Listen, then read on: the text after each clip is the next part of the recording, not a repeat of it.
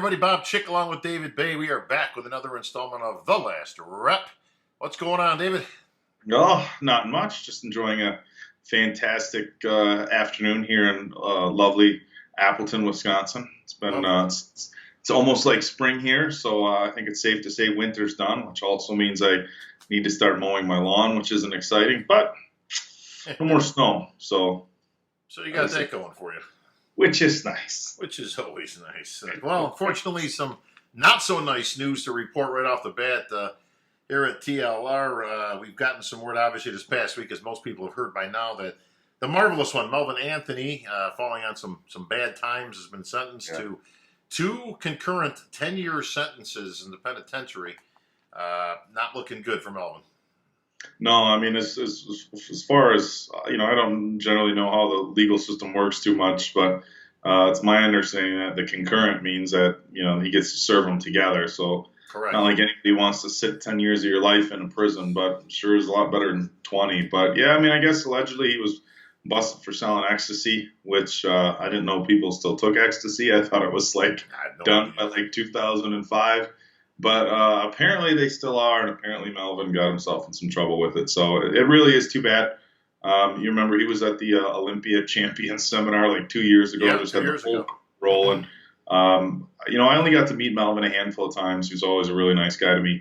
That's not to say he wasn't doing some sketchy stuff on the side, but it's tough. I think and I think it's a lesson that that a lot of people should kind of try to learn from. It's like you have so many people in this industry that make their life bodybuilding or fitness and they don't have real careers. Now again, I can't necessarily speak for Melvin because I don't know what his work history was or his careers.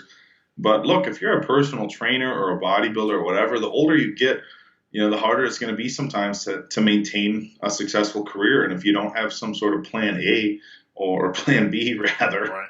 so, then you might have some tough times when bodybuilding is done, when people aren't knocking on your doors anymore for sponsorships and stuff like that. Look, there's only so many Sean Rays and Flex Wheelers and Lee Haney's where you can get into your 50s and stuff, and people still want you to come to expos and things like that. So most of these bodybuilders that are done in their mid to late 30s or some of them in their 40s, it's like you guys got to have a plan, and on top of that, once you're not in the limelight anymore, the number of, if you are a trainer or things like that, the number of people who want to come to you are going to be less and less as the new people come in that are looking for trainers. They're not familiar with their names. So it's like, there's a lot of life after bodybuilding and a lot of bills to be paid after as well. And you just got to make sure you're planning for that sort of thing. Well, and for most people, of course, more life after bodybuilding, certainly than the bodybuilding days, which will be fairly numbered, certainly in a competitive sense. But I knew Melvin quite some time, obviously. We competed together against each other, trained at Gold's at the same time, never trained really with him. But Melvin he was kind of a troubled soul, from early on. Sean Ray actually put a nice piece out over on MD that he chronicles kind of his experiences with Melvin dating way back. And he really tried helping Melvin a lot. He actually got him a contract, if not a few contracts, with Biotech and some of the other companies at the time. Melvin was on top of the world at one point, David. He was about as in demand as it can be. But you talk about squandered talent, and he is definitely up there on the top 3 list. When you consider what he brought to the table, what he could have brought, this guy could have been a coach. He could have certainly excelled in teaching people how to pose. As he was second to none, literally at that. This guy just did some fantastic things. Great showman, and a great personality. But he always had that other side to him. And obviously, this came to play. Not a good thing. Like I say, nobody wants to see this for anybody that we know. But you reap what you sow, unfortunately. And hopefully he'll get out. Maybe 10 gets cut in half with good time, and with other perks. Maybe he can get out in 4 or 5 years. So. Yeah. How old is Melvin? Melvin, he's got to be in his mid to late 40s by now. Probably late 40s by now. Yeah. So anytime away from the family and then behind bars is not good time. But there were some much better times to be had. Of course, 2 major shows going on over this past weekend. Of course, the big blockbuster Arnold Classic in Brazil. My boys at Black Skull were ruling that place. So I don't know if you saw any videos, but I saw pictures, and you weren't kidding when you said they were going to I go with a sizable booth, bunch of bro, military guys and stuff. It listen, looked pretty crazy. But the fans. I mean, when you see it, if you haven't been to an expo like that big, when you see it, you're like, holy shit! Like this is at a fitness expo. But like when you go to like the Arnold and the Olympia, those crazy like over the top booths, those are the ones that are driving people there. And a lot of times you get people there, they don't even know what's going on. They just want to be part of like the craziness, bro, that was they get inside the expo. I don't know if you saw any of the Facebook stuff. They had a whole outside stage set up. That was no, out. It was almost like a big tailgate. It was a huge, gigantic, with a band, a rock band on there, with our CEO Marcelo up there singing "Born to Be Wild" and stuff. Right? Absolutely insane. And they actually had the Wheel of Death out there, bro. What's the wheel? The Wheel of I Death. have no idea. I have zero idea what the wheel of It's death the is. big round metal cage that the motorcycle guys go in, and Oh they go yeah. around one way, and the other guys go through it. It's absolutely. They actually had this going on as part of the Black Skull exhibit out there. So, but anyway, that aside, it was a show going on at the same time. There was a bodybuilding A competition. bodybuilding competition took place. This was not the outcome that most people had anticipated. I would believe that probably somewhere in the 90 percentile was Juan Morel. That would have been the people's choice to have taken this one home fairly easily. But you'll remember, my friend, the name Lucas Ozadil from none other than your buddy's own lips on the last installment of the last rep. I will take full vested credit. I wish I could play that Full clip. vested credits. I told you, watch out for this guy because he gets in shape. And you know what? He ended up beating Juan exactly what we had talked about, which was that Juan lacks in detail, separation, and striations, if you remember our conversation. And that's where Lucas excelled. And man, did he excel. Boy, this guy, he not only put on a little bit of muscle, but he was probably in the best shape of anybody I've seen on stage this year so far. Yeah, he looked absolutely phenomenal, and just in the interest of full disclosure, everything I saw was from pictures. So when I was working at MD and covering shows, I always made it very clear that sometimes what you see in pictures isn't necessarily what you see on stage, but usually it's the other way around. Like Right. somebody's lean on stage, and if somebody's lean on stage, sometimes you don't always see it in pictures with the lighting and stuff. But if somebody looks really shredded on stage, once in a while it's a case of your old Iron Man Pro lighting. Right. But right. in today's day and age, it means they were lean, and Lucas was lean.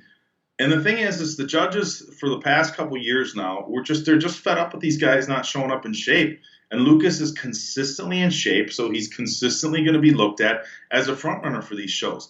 And the thing is, he doesn't flow necessarily as well as some of the other guys, but he's really not missing anything either. He's got good legs, he's thick, so he doesn't have the prettiest structure, but he's very complete. So when you have a bodybuilder that's complete and carrying muscle and shows up shredded, he's going to beat a lot of these bigger names. And he's from over in Europe and stuff like that. And he's not the biggest household name and stuff. So I think a lot of people tend to overlook him. And if it continues to happen, people are going to continue to walk away with second, third, or fourth place to Lucas because he's not leaving anything to chance. He's bringing it every single time. He's really becoming one of these guys. Popular or not, where consistency is just it's there over and over and over, and it's impressive. Well, David, the $1 million question is I'm also going by pictures of what I've seen on the internet and what limited video. I did not see a video of his posing routine. Did he do the leg thing? Did he do it, bro? I have no idea if he picked his leg up over the head. I was reading some stuff online, and even though obviously I'm not with MD anymore, but I'm still following bodybuilding all over the place, and I still like reading Peter McGough's comments on everything. I think he's got a great take, and I think Peter thought that Michael Lockett could have even walked away with that top spot.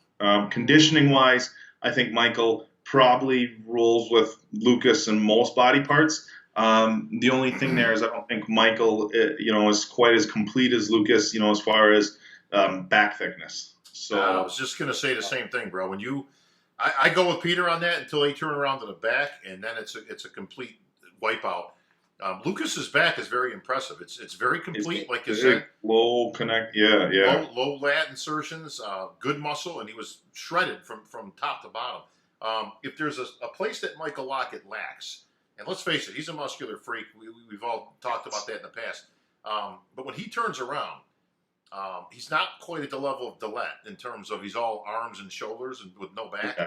But he really needs to focus on being able to not only train his back to get more muscular in the back area, but actually to display it. And I think it's more of a display issue than it is a muscular issue. I think Michael's going to have to do something where, you got to look at it from a couple of standpoints. One, is it just a genetic issue? We've talked about Johnny Jackson. We'll get to him as far as his placing, but we talked about him with his thighs. And when people say, oh, he needs to train different, look, Johnny's squatting over 800 pounds. He's doing all the leg presses. He's doing everything. It's not like these guys don't know that they have weak body parts and they need to train different to bring them up. Now, with Michael, it's a question of, and he's still he's been pro for a few years now. He's been around the scene for a while. Yep. But as far as competing, he's still pretty green, and he's still learning a lot. Like, if you talk to this guy a couple years ago, oh, I dieted for 2 weeks, I'm kind of training, and he's still learning a lot. So I think I'm not ready to say that his back is just what it is and it's never going to grow, but he's definitely going to have to find ways to train his back and really stimulate that muscle tissue to grow and do it without having his arms doing too much work. Anytime there's a connect, his arms and his delts are so freaky. I got to imagine in a lot of his back exercises that his arms and his delts are doing all the work. His biceps, his rear delts are taking the load, and I gotta think he's gonna have to find a way to really isolate his back, whether it's doing the old school pullover machine or just rows in a different fashion, or pinching his scapula's back and trying to take his rear delts out of it. But he's going to have to do something different with his back. Obviously he's got the quad issue as far as that being down. But other than that, he's pretty complete from a muscularity standpoint.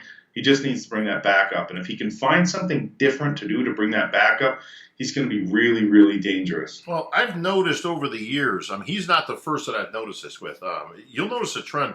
Most people with big arms, most bodybuilders with big arms, exceedingly big, like they're a muscular marvel, in terms of arms, always seem to go hand in hand with a weak back. And I don't find that to be coincidental. I've seen this for 30-something years.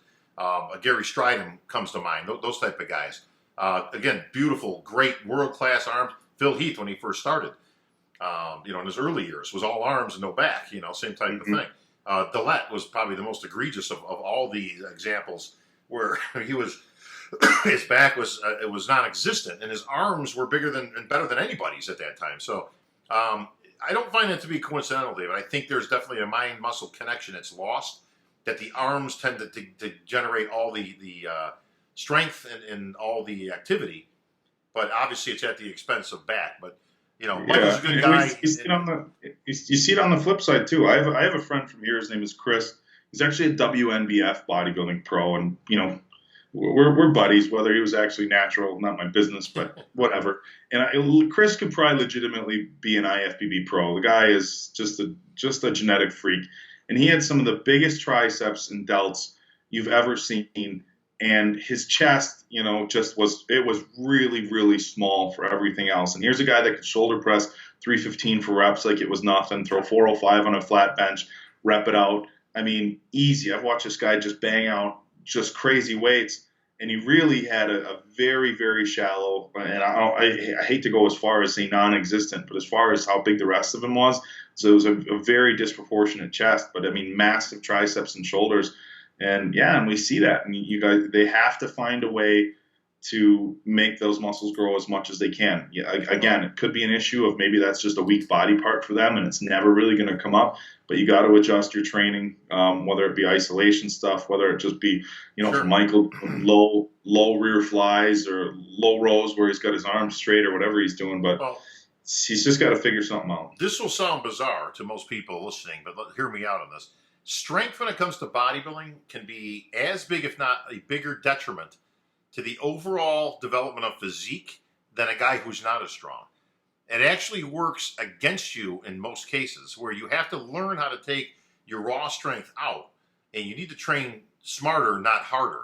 No, yeah, you gotta focus on the muscle groups. I mean, you got to be able to feel it. You got to be able to feel the squeeze. It's that mind muscle connection, and absolutely, I mean, bodybuilding is about a lot more than just heaving heavy weight. You know, obviously, heavy physiques like Ronnie Coleman and Dallas McCarver and Dorian Yates, where these guys are just moving massive amounts of weights, and you kind of think, well, I mean, that's how they got big. But those guys were training smart in other ways as well. Dorian was huge on that pullover It's also machine. 3 guys. So, Yeah, you know, exactly. But it's you the look at one guys like, it's the percent of the percent of the percent. So there yeah. are clearly exceptions to the rule, David. But by and far, and this brings us to Juan Morel, who I wanted to key on. I've seen some video of Juan training, and he is ridiculously strong. Oh, very, and in his legs too. Oh, And it's, I mean, you know, especially in his legs. people Right? talk about his, you know, his quads being down a little, and his legs.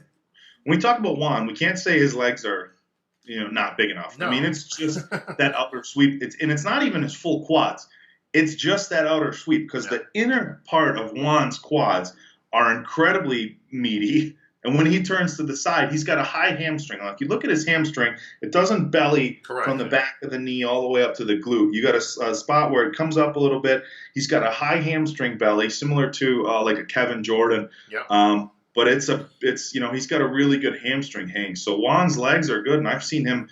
You know, he'll be front squatting 4 plates like it's nothing over at bat. I think this hurts him, David. I think his training. If I was running Juan's camp, okay, my advice is to him. A Advice. would be the right ones. B, Always the right advice. always. B, it would be to really push back from the heavy weight. Like honestly, just start training differently. You're going to have to train with a higher intensity in terms of repetition range. You know, incorporate some different exercises, cables, that type of thing.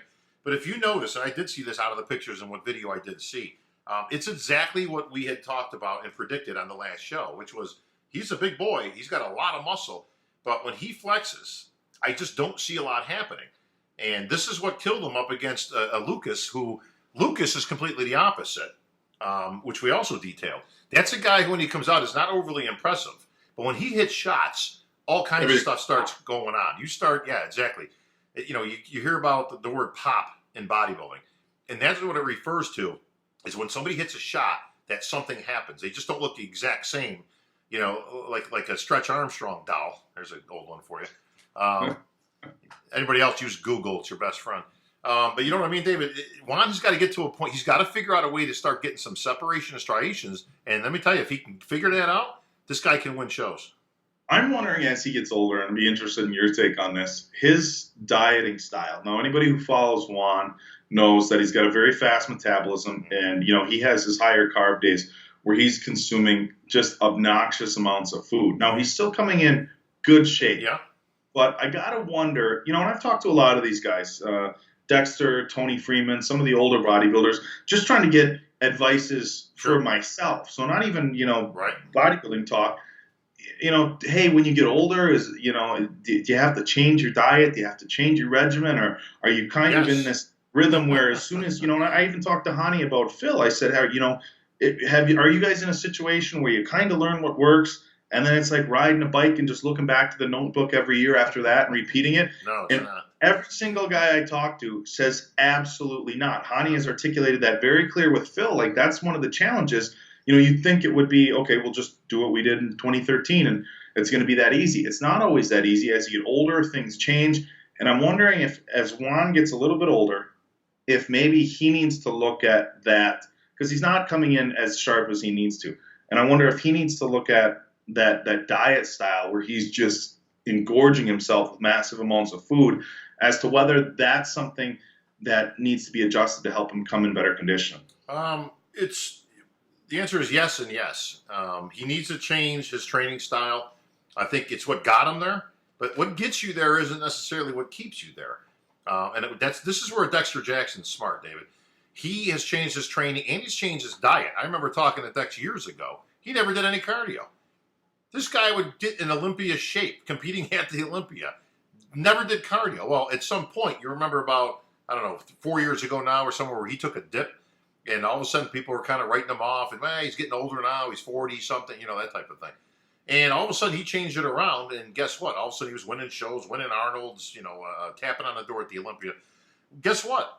He got to the realization, and that was working with our good friend George Farah, that guess what, man? You do need to do cardio now, and no, you can't get away with eating chips and whatever, and not Popeye's chicken. yeah. I mean, Exactly. listen, it's nice and all, but and I think Juan is at that point now because if Juan came in, taking the training aside, okay, if he came in 5 or 6 pounds lighter at this show, he probably wins this show. I think I agree, and I was just going to say that I think Juan in the same condition as Lucas, even with his legs being down a little bit, I think Juan's structure and just how broad his upper body is, I think Juan could have won.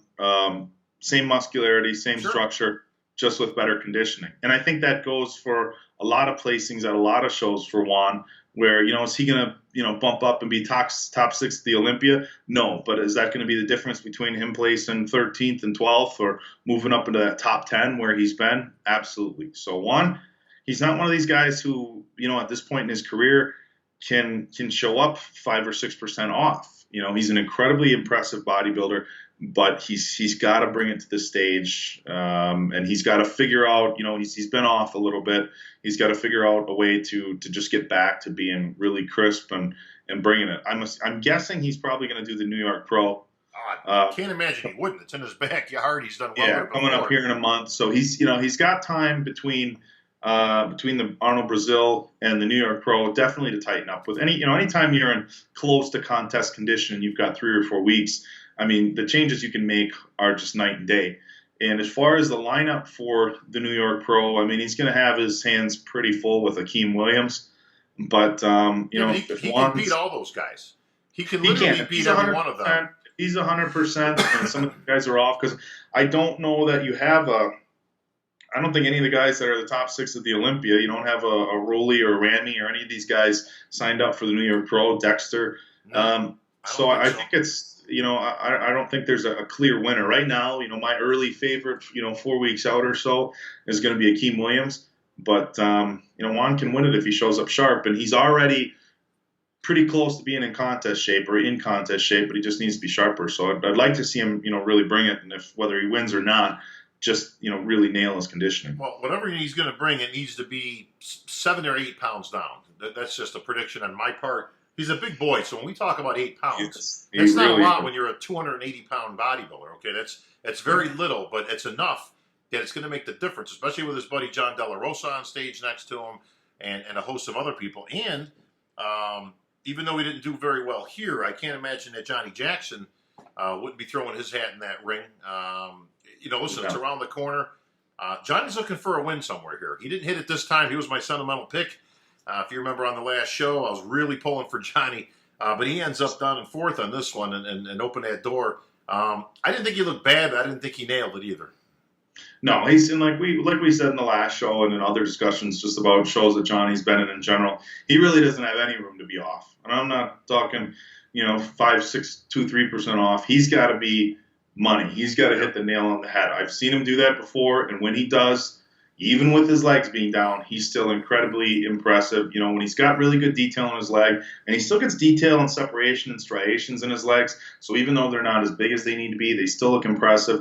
And then his upper body is just crazy. So when he's hitting these side chest shots and the side tricep shots and then his back shots, aside from, the frontal bicep front lat spread, his legs are decent from the side, so he's got side chest and side tricep that can be impressive. His back double bicep and his rear lat spread can be impressive. And not like you don't look at legs in a most muscular, but generally for the guys who do a crab most muscular, it kind of takes your legs out of it. If you're doing a hands clasp most muscular or a hands on hip most muscular, you're very much displaying your legs. But when you're leaning forward and doing a crab like Johnny does, you can really, you kind of take the focus off your legs. And you're showing, that muscularity in your chest and your traps, which nobody has better than Johnny. Yeah. So, if we're talking pose for pose for pose, if Johnny shows up in really good shape, he's gonna have a hard time. Look, I'm not gonna, sugarcoat things. With his legs, he's gonna have a hard time beating some of these guys. But if he's 100% and he really nails it, I still think he can get a win. I ain't writing Johnny off on nothing. I'll tell you this right now. I will bet. I'm going to go out on the short limb. I will predict Johnny will win a show this year and qualify for the Olympia. He's smart. He's going to get better as he goes, and he's going to pick one smart. A Vancouver, a Arnold, Antarctica. I don't know, wherever the hell they got him now. But by the way, there are 7 continents. I know they claim that there's one on every continent, but I have yet to see the Arnold. There's not one in Antarctica. Every other continent. So it's not Antarctica. But I've seen some of the promos, and we have one on all 6 continents. I'm like, excuse me, but there's 7. I'll have you know, and I saw this on the World Wide Web, so obviously it's true. Apparently, they're calling around New Zealand an 8th continent. Apparently, underwater all the way around New Zealand, there used to be another continent, and it's big enough to wherever. Like if the water pulled back, but it's underwater. Yeah, but it's still a continent. It it's doesn't there. count. This is. Let's not try to argue with science here. There's another continent. We're not talking like a mile underwater. It's there. Bro, I don't care if it's 3 inches underwater, okay? Here's the bottom line. It's not land. Go to Google and Google New Zealand continent, and you will educate yourself on some science, and you'll then we'll be able to have a conversation. We pissed off the Europeans 2 weeks ago. This year it's going to be the Earthers or the continenters. No, the people from New Zealand will be happy. They'll be like, yeah, they have a whole continent. You see, listen, like I say, I have to do some research, but as far as I know, all right, it can't be a continent. As far as if it's underwater, okay, then it's not land. And if it's not land, it can't be a continent. It's close to the surface, though. It counts. This is as stupid as years ago when Pluto was a planet, and then it wasn't a planet, and now I don't know where it is. So that was bullshit. I'm still signing petitions to get Pluto back in. Yeah, listen. So Pluto's gone, and all we're left with is Uranus. That's what we got.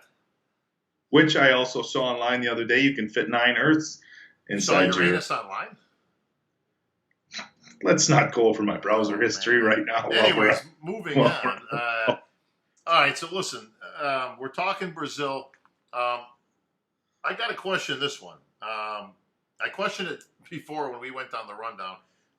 My buddy Guy Cisternino put his hat in the ring in the Open. I didn't think it was a good move then, although, like I say, given this lineup, I mean, one could argue, and certainly Guy did, that he could have placed 4th or 5th if he was in shape. But this is probably, I can't imagine either he wasn't not feeling well or something went terribly, terribly wrong with his prep. This was not the regular Guy Cisternino we're used to looking at, even if he is a normal 212 guy in this lineup. Not the same guy.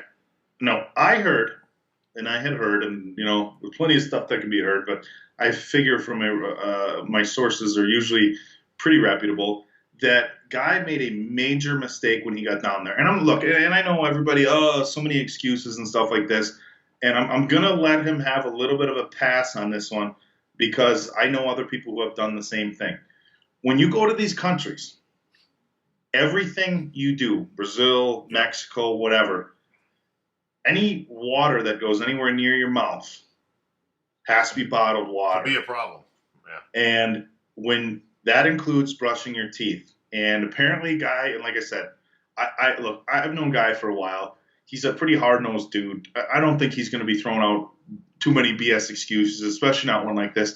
I heard he got down there. Right when he got down there, he was just kind of, I don't know whether he didn't have the bottled water or whatever, but just kind of mindlessly was brushing his teeth when he got down there with tap water, which if you haven't been down there, not good. Might sound like a big deal.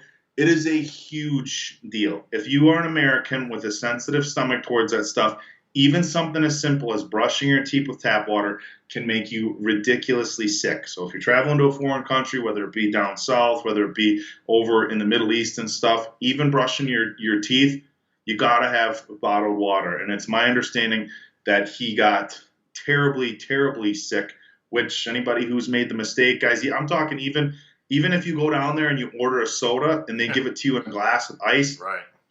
Don't drink it with the ice because the ice obviously comes from an ice machine using their tap water. Everything you do has to be bottled, and I guess he got pretty true. This is all true what you're saying. I did this years ago in Mexico City, and I was cognizant of it. Okay, so we were real careful. Bottled water all the time, no ice in the glasses, this, that, right? The one thing we never counted on was we ate, they had just huge amounts of food out for us, big long tables of stuff, and the fruit. We ate the fruit. They Didn't think, wash it. well, didn't think anything of it. It was fruit that was put on it. But the fruit is grown and watered with their water, and it's primarily water, as everybody knows. It's 90% water, a piece of fruit. And holy crap, bro! I mean, yeah, you ain't keeping nothing in. Guy had that look like he wasn't enjoying life too much over the last couple of days. No, he wasn't. And like I said, and that's look, it's one thing to get a little bit of a stomach bug. It's another thing to get food poisoning. I've had bad food poisoning twice in my life, and I couldn't be more than 10 feet away from a bathroom at any time for about 48 hours. And that is not any kind of exaggeration. I mean, literally, it would be like, okay, I got to go to the bathroom. I got to be there.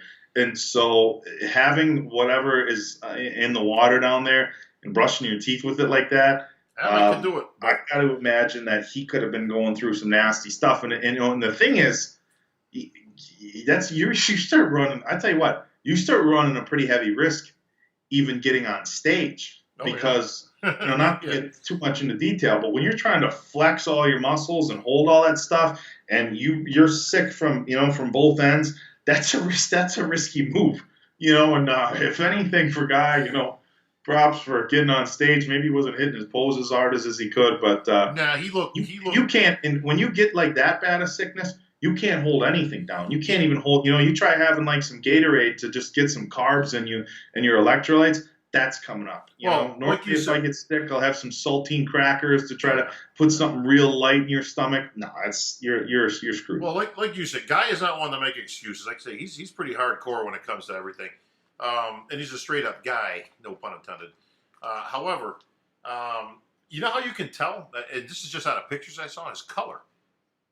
He's got that whitish, like no matter how many coats of color you put on, you ain't getting darker.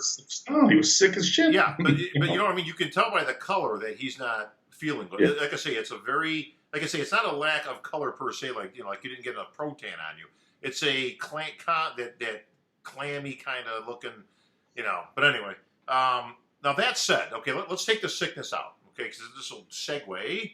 Yeah, there wasn't saying he was going to win. No, there's even 100%, 110% guy, Sister Nino would not have beat a Lucas Olsladil, would not have beat a Juan Morel, and even Guy at his peak, next to a good Michael Lockett, he's not going to beat him. I think he would have been struggling for a top 5 spot. Yeah, I don't think there's any question there, but I don't even want to debate that. My question to you, and segueing into our other show, because we had the Europa Charlotte going on, Ed and Betty Pariso, along with Scott Templeton, Eric Hillman, the entire crew in Charlotte for the Europa. Now, we had a 212 there. So my question to you, David, is taking the sickness, illness out, all that stuff, if 100% Guy Cisternino opted to go into the 212 Charlotte, how would you think he would have fared there? I'm going to say I don't know, because I haven't seen Guy on stage next to any of these other people. It was a relatively, you know what? I think I've seen him next to Craig. And I know at 100% Guy and Craig are pretty close. This was a hell of a lineup. I think you would have, yeah. I mean, it was one of the, I saw some people saying, it's the best 212 lineup other than the Olympia. That's not true. We still have had the Arnold Classic. Yeah, let's not get crazy. Yeah. The Arnold Classic 212 lineups. The 212 lineup at the 2016 Europa down in Phoenix, where you had Charles Dixon, Guy Cisternino, Mitch Stats, Tristan whatever. That was a solid top 5. Last year's top 5 at Phoenix, again, was really good. So it's definitely, a Guy's European. There was some European people in there, so we got a little bit excited. But it was definitely a really, really good top 5. I mean, the winner, Milan Sadiq, was absolutely shredded. But here's the reason why I'm not sure how Guy would have placed. If you look at the lineup, Milan Sadiq he's not the biggest 212 guy. Craig Richardson is put together beautifully, but he's not the biggest. Nicolas Vuillet in 3rd place, obviously very short, but even from a width standpoint, he's not like a Charles Dixon where he's real short and just 8 feet wide. So I think Guy may have, and again, until you see him in the lineup, but I think Guy may have outsized these guys pretty good. But I don't know that I've ever seen Guy Cisternino, and Guy's probably going to get pissy at me for saying this. I've seen him in really good shape. The 2013 Chicago Pro was insane, but Milan Sadiq was, I mean, absolutely Yeah. shred. Well, let's get into that because this was a name, and once again, if I could reach my back, I'd pat it right now. But Milan Sadiq is a name that we mentioned last week, and I've seen this kid. Like I say, I actually called the show in Prague when he was out there. I told you he was like Elvis out there when it came to the fans and people, and they were just going crazy for this kid. But you could see he had potential. Very good. I mean, he was a good bodybuilder on stage, but you can see if he just bumped it up a notch, and he did. He came in here. He actually is big for that class. He's a big kid. He's tall. Do you remember what he weighed in at? Yeah, I do. He was 208. So he was only a few pounds away from. Well, let me tell you something, bro. He was sweating it big time because he told me when he left he was 218, I think. Yeah, when he left, right? So he's like, all right, I got to bring it down. Obviously, that's not crazy. I mean, that's not, Yeah, But when he got here, he was still like 214 or 250, something like that. So he went out running around the parking lot, whatever he was doing. And he says by the time he got back in and all that, he ended up weighing in. I was doing the weigh-ins at the shows, with the guys. So, but yeah, he had a few pounds to give. But let me tell you, it may have actually worked for him because he was in absolutely shredded condition, full muscle, wasn't lacking nothing, beautiful proportions and muscle bellies. It was clearly a show to me between him, Craig Richardson, and Nicholas right off the bat. You could see those three kind of separated themselves from the pack. Now, this is where it gets fun, okay? I've seen a couple of the other news outlets putting out some interesting headlines. One of them was, a controversy in Charlotte. Now, I got to be honest, bro. There was no controversy. Like, I don't even know why that word would even be used in this context when clearly, listen, take Nicholas out, okay, because he's got enough things, we'll get into that in a few minutes, that kept him out of those top two. Craig Richardson is an excellent bodybuilder, and Milan Sadiq has obviously established themselves as an excellent bodybuilder. These two were going head-to-head. No question about it. Any moron can see that these two were the cream of the crop. I don't see what there was no controversy of anybody placing anywhere. Yeah, I was trying to, I think if there would have been a controversy, it would have been, should Nicholas have been, I think you could make an argument both ways. I think some people might have argued, should Nicholas have been ahead of Craig Richardson based on muscularity and density? Or you could take the flip side of that argument and say, should Nicholas have been downscored because of his delts? Now, if you're looking at the pictures from the show, there's definitely some funky stuff going on with his delts. He posed it fairly well, where it doesn't always look the best, but I've seen some video stills. Must have been some backstage video of him pumping up or whatever, and I've seen some video stills that look really bad, as far as just very blatantly clear. I was there, so I saw about as up close as you can see. Listen, are the delts funky looking? Yes, they are. They're painfully aware of that. I talked to his trainer Patrick, so it's not something that they're unaware of. Now he claims there's some scar tissue issues and whatever. Here's my standard issue answer. Okay, I don't care what it is. It can be motor oil, it can be marshmallows. I mean, I don't really. Nobody cares. It just looks bad. It doesn't. Yeah, it's whatever it looks like. That's what the judges are looking at. Okay, so now listen, the shoulders had a little right angle to them. That's very true. But that's not the only issue. Okay, and it wasn't enough. It wasn't crazy enough that you're going to boot this guy down to the 10th or something. That would have been outrageous the other way. Right. First of all, he's extremely short. Even as 212 guys go. This kid is not riding the bumper cars anytime soon, bro. Okay, it ain't happening. He's got to be 5. Yeah, he's got to be 5'2" at best on a good day. Now that said, his legs are outrageous. His legs got more muscle to him. It's like a mini Platts, His ass had lines in it from top to bottom. His thighs were striated and feathered. His calves, I mean everything. This is going to sound really weird, but he's a little long-waisted. Which is odd for somebody that short, but Marvin Ward is kind of the same way though. Marvin Ward has incredible legs. True. You see him hitting poses, and if you had him on stage alone, where there was nobody else to reference how tall he was, and you were just analyzing his physique and critiquing it, you might say he's a little bit long in the waist.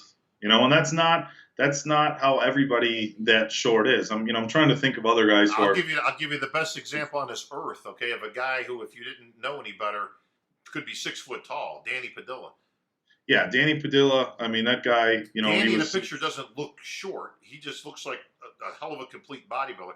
But the rest of those guys, you're right. Lee Priest, Marvin Ward, this kid Nicholas. They all do have a very shortish, a little long-waisted, kind of short-legged appearance. Now that said, he's a muscular freak. All right, the fans loved him. He's got a lot of beef on that frame, and he's got a promising career ahead of him. But clearly, Absolutely. he had enough things that weren't, structurally and all that against these two guys. That to me, he was a solid third. He didn't challenge for the top two. Craig Richardson, by the way, probably the best, maybe the best Craig Richardson I've seen to this point. And at his age, and he's in his late 40s, I believe, he's still bringing it, man. I tell you, Craig, could he have won the show? Maybe with a different panel. It was that close between these two guys. Where I think he loses it in the front. Craig is not only holding his own, but he's beating Milan in a few poses. Craig's got probably one of the best side tricep poses of all time. Yeah, and a lot of people forget Craig was one of the guys before 212, along with Hidetada, and Lee Priest. Craig was one of the guys who I don't think he was really competing at a weight much heavier than he is right now. I think I've talked to him, and I think he said when he competed in the Open, he was around 215, 216. So you're talking a few pounds over the 212. And this guy was beating guys in the Open class based on his physique, his structure, and his conditioning. So you take him and you put him in the 212 class. Yeah, he's gonna look impressive every time. I've seen him off once or twice, and that's pretty rare. But man, when Craig really brings it, he's something impressive to look at. And it's just a throwback to a really aesthetic physique. He's put together great. He's a very good poser, so he presents himself very well. His stage presence is second to none. And I was really happy to see Craig place, in third. I was excited about Nicholas, the new guy, as you knew, he was kind of my internet pick for the win. But I was definitely happy to see Craig bring it. There's always, anybody who's been around for a while and you've been a fan for a while, there's always going to be some sentimental picks. I wish Tricky Jackson had showed up a little sharper. I know he slipped quite a bit, but and I've had a chance to talk with Craig at a few shows, and I don't know him outside of those conversations, but he's always seemed like a super nice guy. So that goes a long way for me too, as far as wanting to see them do well. Who, Tricky? You're talking about?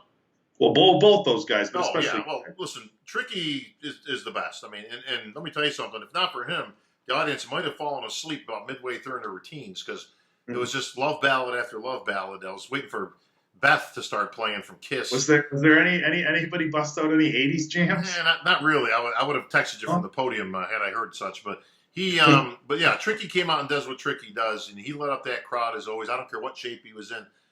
He's got to get sharper if he's going to continue. I know he says this is his last year. He tells me. I said, didn't I hear this once before? He goes, yeah. You get the edge, right? But back to Craig for a minute.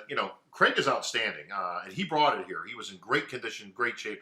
He'd have damn won this show if it wasn't for Milan Sadiq. Now, Milan was outstanding, and if you look at the pics, you can see where he's a little bit bigger than Craig. His proportions are a little bit better. Craig's a little slope-shouldered. A little bit quad sweep on. When they turn around to the back, that's where Milan wins. They were very comparable to the front, and like I said, I could have had Craig Richardson winning a few poses. When they turn around to the back, that's where Milan kind of beat him. If there's a weak point to Craig, it's always been from the back. He's not as dominant. Milan is equally dominant from the front to the back. So while it was close, I had it a solid 1-2. I think the judges did a great job. Now, you'll get a kick out of this, okay? So I'm at the podium, and we're doing the finals, top 5 and all that. 5th place, 4th place, 3rd place. 2nd place, Craig Richardson. Hey, Craig comes out, trophy, blah, blah.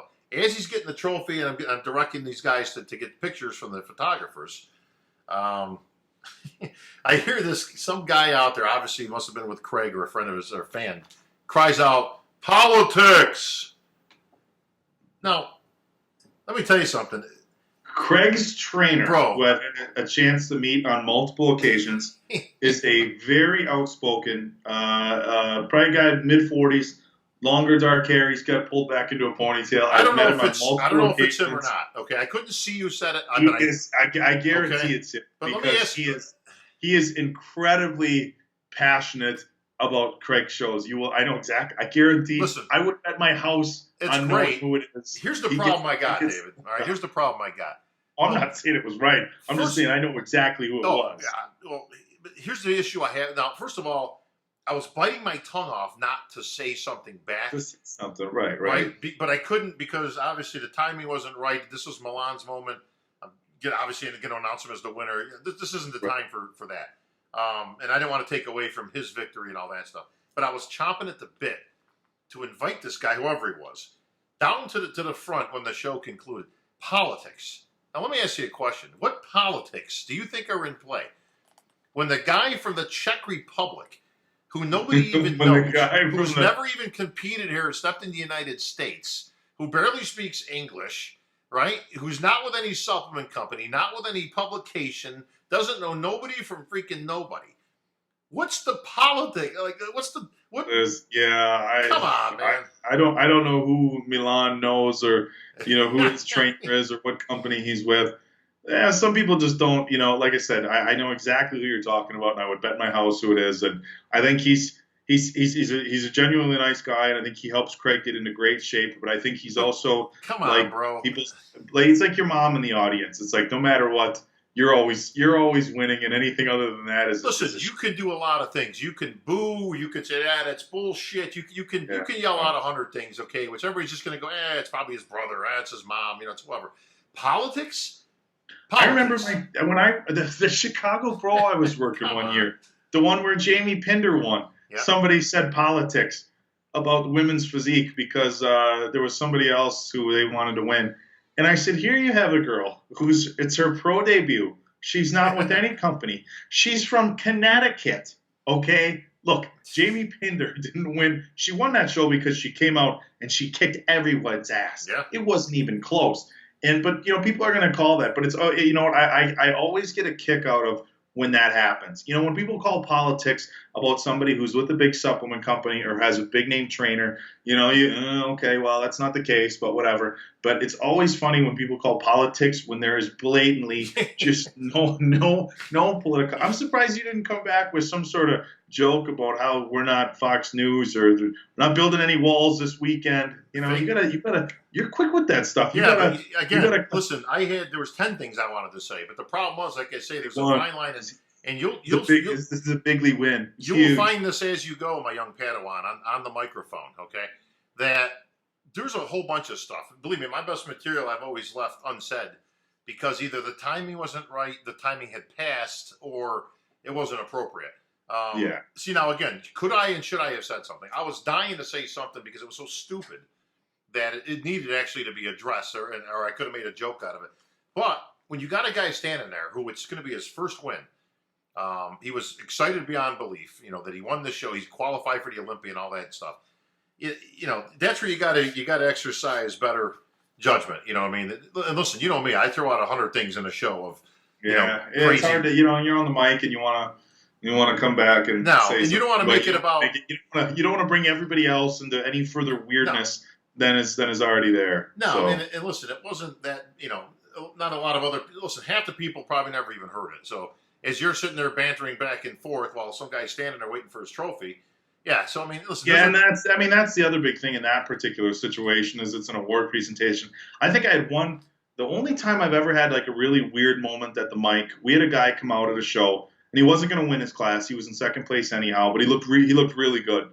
And he came out to Rob Bailey's Beast, and he didn't have an edited version, and so he was 20 seconds into his song, and it drops an MFer. Oh boy! And I went like this, and I went cut the music, and I said come off stage, and he was like, "What's going on?" And I announced, I'm like, "Look," and and the head judge had said the same thing, cut the music, and I said, unfortunately, because of his choice of music, he's going to be disqualified from the competition, and there was people that started booing, and I said, I would like to make it very clear to the people in the audience this evening that on your entry forms, it's stated very clearly that there's no profanity and Yep. you'll be disqualified. Then again, in every athletes meeting, the promoters speak very Absolutely. blatantly about the fact that if you have profanities in your music, you're going to be disqualified. And I said, this competitor knew very well. I said, look, these local NPC shows, there's friends, there's family, there's kids, there's aunts, there's uncles, and that sort of thing is uncalled for. And for that, he's disqualified. And that was the only time I've ever gotten weird on the mic. And Yeah. people, all his friends were booing and stuff. And when I got done saying that, the audience cheered because I think it's the same thing. Look, you know, there's certain things, but yeah, it's, you know, if it would have been, you know, during an awards presentation, I've had that happen when I was on stage, people booing about second place and stuff, and 99% of the time it's completely unwarranted booing. Yeah. It's Listen, just, you know, they I don't know listen. what's going on. They booed like I can't tell you when Nicholas Velou was announced in third, and Okay, so that got a pretty big boo. oh yeah, because he's a freak.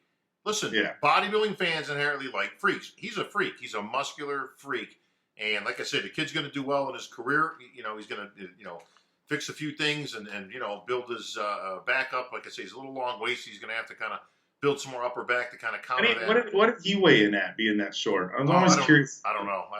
I think he had a little bit of room there.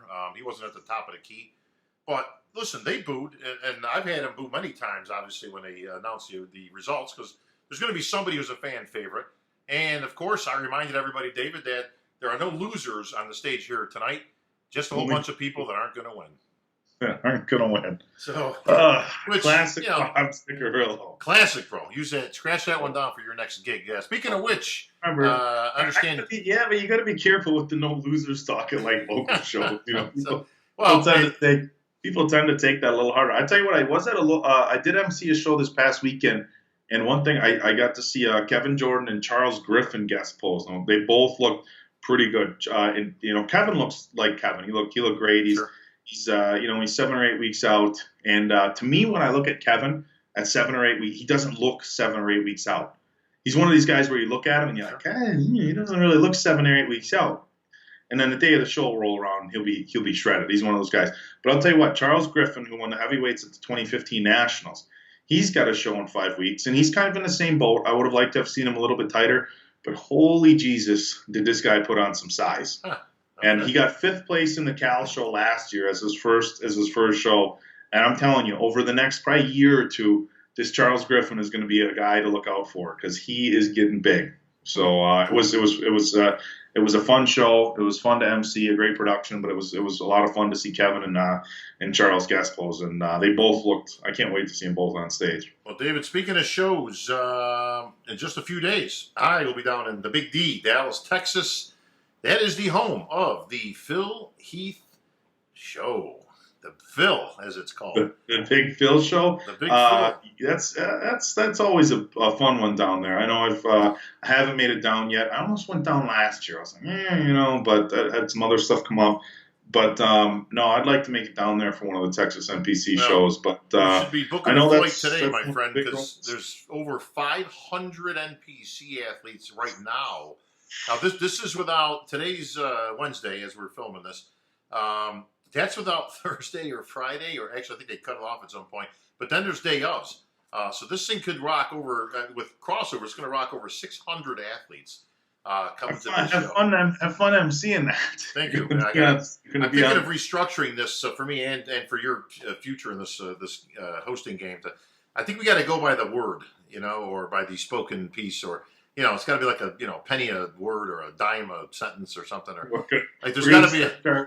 Start charging. Look, I don't charge by the show anymore. I charge by the hour. I think it should go by the hundreds. I've always thought that. I think there should be a set amount that you get per 100, or per time. And this will also stop the promoters from some of those bullshit numbers that you hear out there. We had 700 people. It's like, oh, okay, well here, then you owe me. Here, let me get this down here. Let's see, 1,000 per 100. You owe me $7,000.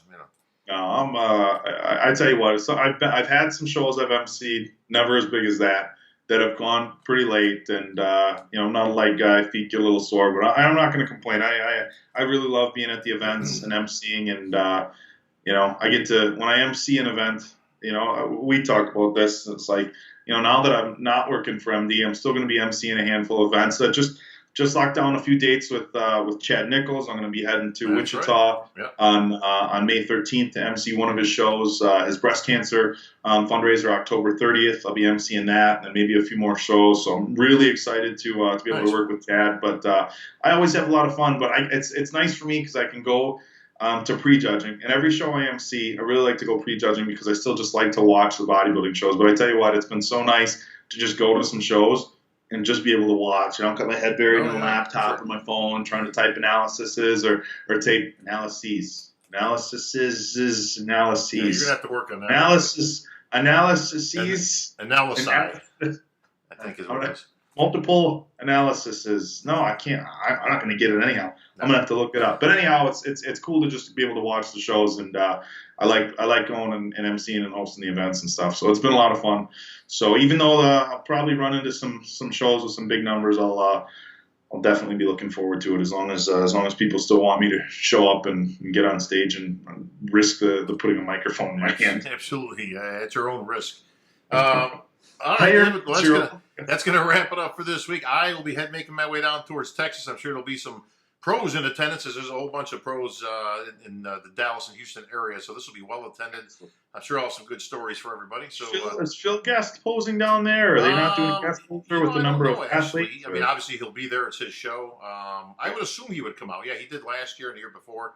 It's always good to get a preview of the champ. Yeah, it's kind of a no-brainer at the Phil Heath Classic that Phil's going to be guest posing, but I wasn't sure if Phil just makes an appearance and then they have another guest poser or how that works. Don't be so quick. Ronnie Coleman wasn't at the Ronnie Coleman show. He was in FIBO with us. So just to show, you know, stranger things, my friend. But that's going to wrap it up. We are out of time, my friend. Until next time. For David Bay, I'm Bob Chick. We're out.